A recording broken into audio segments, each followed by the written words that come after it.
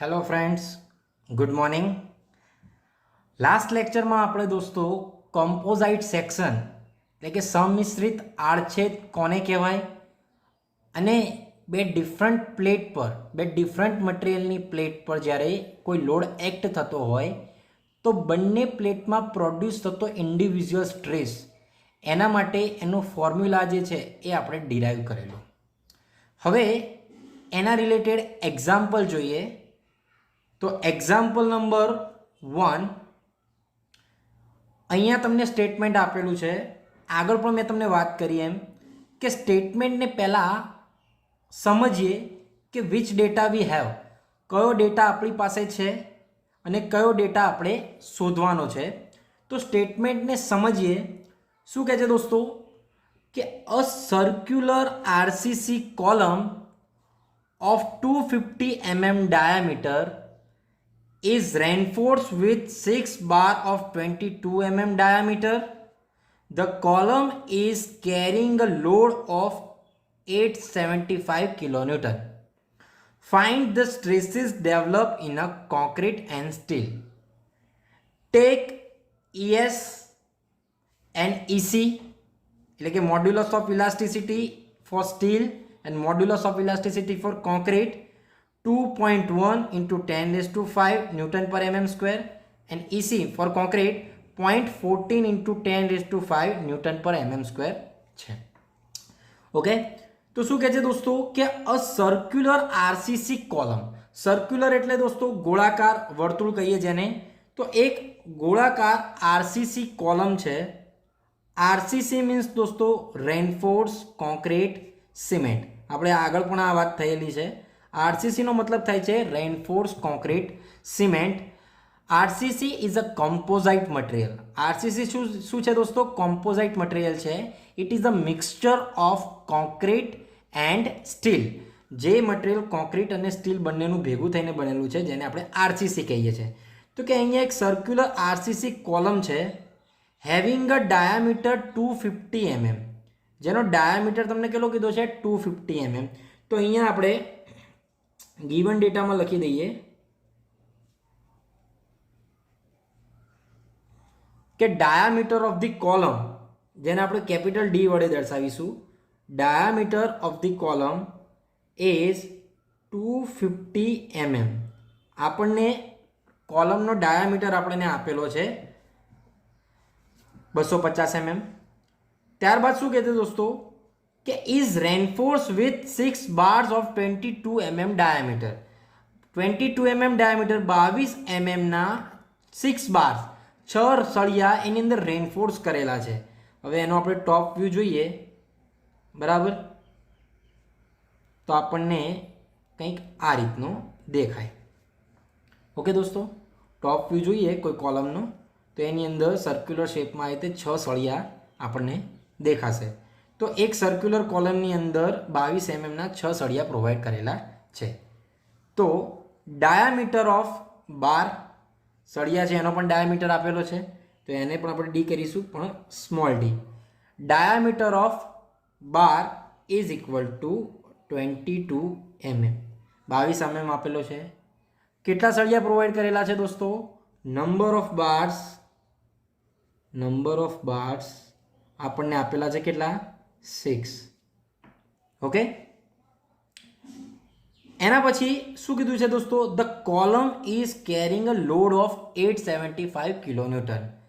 Load carrying column છે દોસ્તો એ જે લોડ કેરી કરે છે, load which is denoted by પી.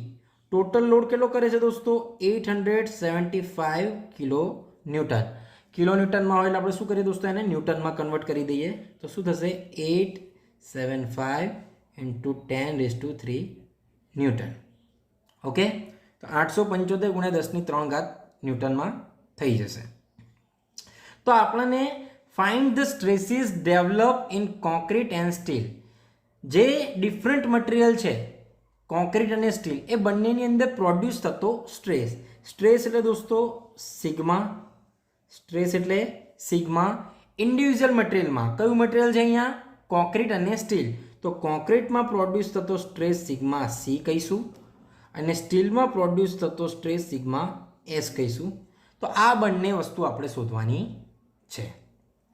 બીજું આપણને ડેટામાં શું આપેલું છે દોસ્તો? Modulus of elasticity for different material. Concrete અને સ્ટીલ માટેની આપણને મોડ્યુલસ ઓફ ઇલાસ્ટિસિટી આપણને આપેલી છે. તો અહીંયા modulus of elasticity for steel 2.1 into 10⁵ newton per mm square અને modulus of elasticity for concrete 0.14 into 10⁵ newton per mm square. આ આપણને આપેલું છે. ઓકે, તો ફર્સ્ટ ઓફ ઓલ દોસ્તો આપણે શું કરવાનું છે કે કોલમ જે છે એનો એરિયા ફાઇન્ડ કરવાનો છે. કોલમ જે છે એનો આપણે એરિયા ફાઇન્ડ કરવાનો છે. તો શું થશે? Total area of the column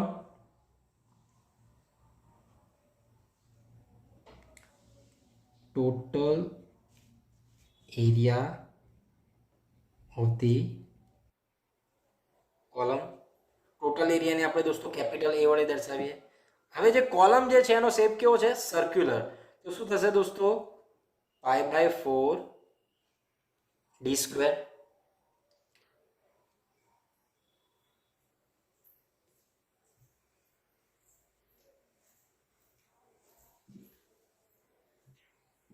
તો અહીંયા આપણે ડાયામીટર આપણી પાસે અવેલેબલ છે, એને પુટ કરીએ.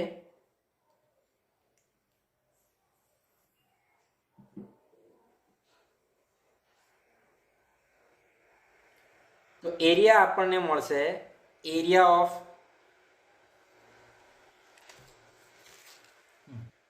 તો દોસ્તો total area of the column A is equal to π/4 into d². કોલમનો ડાયામીટર આપણને 250 mm આપેલો છે. તો અહીંયા 250 નો સ્ક્વેર કરીએ તો total area of the column આપણને આટલો મળે. બરાબર. આ આપણને total area of the column મળ્યો છે. હવે એ કોલમની અંદર બે મટીરિયલ છે, એ કોન્ક્રીટ અને સ્ટીલનો બનેલો છે. તો કોન્ક્રીટનો એરિયા કેટલો છે અને સ્ટીલનો કેટલો એરિયા છે એ આપણે શોધવું પડે. તો ફર્સ્ટ ઓફ ઓલ ટોટલ એરિયાની અંદર 6 સળિયા પ્રોવાઈડ કરેલા છે પર્ટિક્યુલર ડાયામીટરના.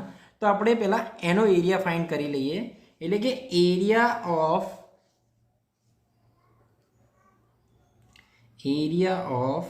સ્ટીલ, જેને ડિનોટ કરીએ AS દ્વારા. તો એ પણ જે બાર્સ છે એ બી પાછા આપણા કેવા હશે? સર્ક્યુલર હશે. તો એના માટે પણ સેમ થશે π/4 d². તો π/4 સ્મોલ ડી આપણે આપેલો છે 22. તો એનો આન્સર આવશે દોસ્તો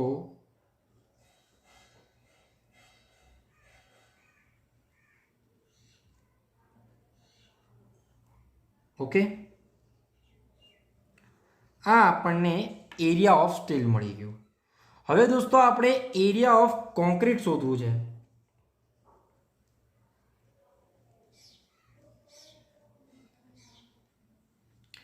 આપણે એરિયા ઓફ કોન્ક્રીટ શોધવું છે દોસ્તો.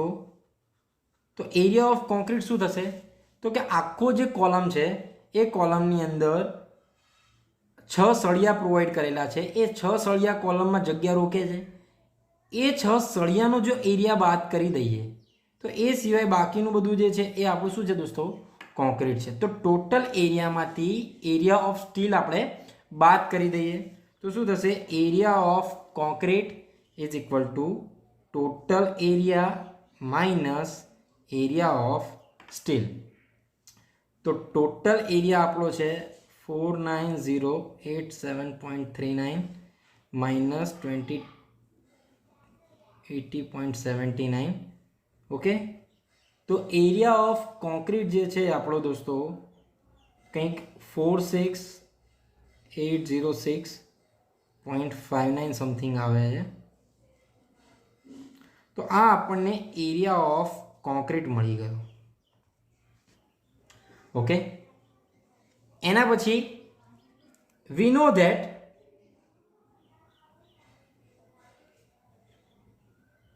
મોડ્યુલર રેશિયો કોને કહેવાય દોસ્તો?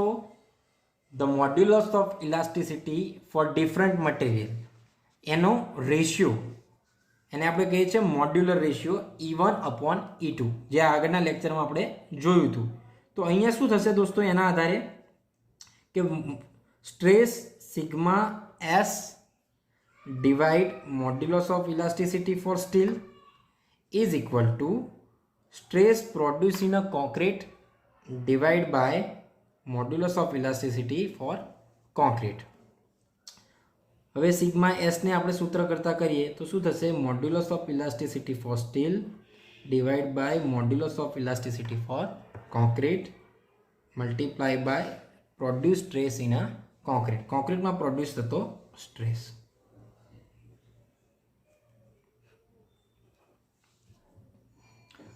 ઓકે ફ્રેન્ડ્સ, હવે આપણે મોડ્યુલર રેશિયો ES/EC આપણે જાણીએ છીએ કે જેની મોડ્યુલસ ઓફ ઇલાસ્ટિસિટી વધારે હોય એ ઉપર આવે અને મોડ્યુલસ ઓફ ઇલાસ્ટિસિટી ઓછી હોય એ નીચે આવે. તો અહીંયા આપણી સ્ટીલની મોડ્યુલસ ઓફ ઇલાસ્ટિસિટી વધારે છે દોસ્તો, તે ઉપર આવશે. કોન્ક્રીટની મોડ્યુલસ ઓફ ઇલાસ્ટિસિટી ઓછી છે તો એ નીચે આવશે.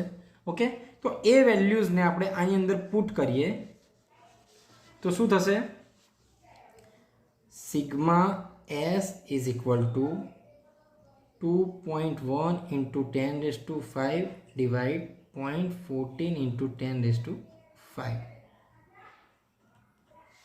તો થશે sigma S is equal two 15 sigma C. અને આપણું ઇક્વેશન નંબર 1 કહી દઈએ. ઓકે ફ્રેન્ડ્સ, ત્યારબાદ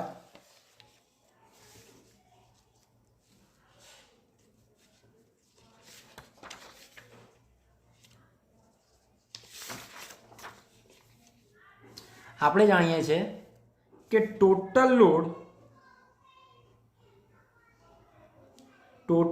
load is equal to load shared by material 1, load shared by material 1 plus load shared by material 2. તો શું થશે દોસ્તો, total load P is equal to P1 plus P2. તો એના માટે આપણે અહીંયા P1 જે છે એ આપણું શું છે દોસ્તો, સ્ટીલ છે, અને અહીંયા P2 છે આપણું કોન્ક્રીટ છે. તો એના માટે આપણે PS પ્લસ PC લખી શકીએ. હવે આપણે જાણીએ છીએ કે sigma is equal two P/A. જો આપણે પીને સૂત્ર કરતા કરીએ તો સિગ્મા ઇન્ટુ એ લખી શકીએ. તો અહીંયા produce stress in a steel into area of steel plus produce stress in a concrete into area of concrete લખી શકાય. હવે આપણે જાણીએ છીએ કે sigma S is equal two 15 sigma C છે. આપણે આગળના ઇક્વેશનમાં લાવ્યા હતા દોસ્તો. તો એ વેલ્યુને આપણે અહીંયા પુટ કરીએ તો શું થશે, સિગ્મા સીની જગ્યાએ 15 sigma C into area of steel plus sigma C into area of concrete. 15 constant છે, સિગ્મા સી આપણે જાણતા નથી એટલે એમને એમ રહેશે, ઇન્ટુ એરિયા ઓફ સ્ટીલ આપણે જાણીએ છીએ, બરાબર, આપણે આગળ શોધ્યા છે કે area of steel is equal to 2280.79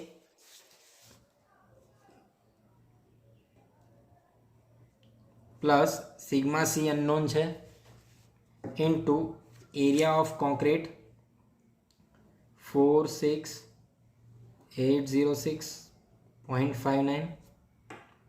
okay, તો આનું આપણે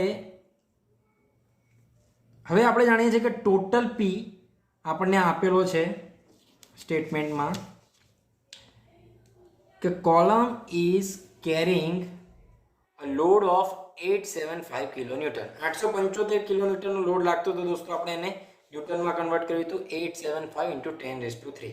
એ ટોટલ પીની જગ્યાએ આપણે પુટ કરી શકીએ 875 ઇન્ટુ 10⁻3. હવે આનું આપણે સિમ્પ્લિફિકેશન આપીશું દોસ્તો તો આપણને સિગ્મા સીની વેલ્યુ મળી જશે 10.80 ન્યૂટન પર mm સ્ક્વેર. આ આપણને મળી ગયું સ્ટ્રેસ પ્રોડ્યુસ્ડ ઇન કોન્ક્રીટ. કોન્ક્રીટમાં જે સ્ટ્રેસ પ્રોડ્યુસ થાય છે એ આપણને મળી ગયું. હવે આપણને ખ્યાલ છે કે સિગ્મા એસ એટલે કે produce stress in a steel is equal two શું છે દોસ્તો કે 15 મલ્ટીપ્લાય બાય સિગ્મા સી. તો 15 multiply by 10.18 is equal to 162 newton per mm square. The produced stress in steel is 162 Newton per mm square. Okay friends, I hope તમને ખ્યાલ આવ્યો હશે. Next લેક્ચરમાં બીજા એક્ઝામ્પલ સાથે મળીશું. ત્યાં સુધી થેન્ક યુ.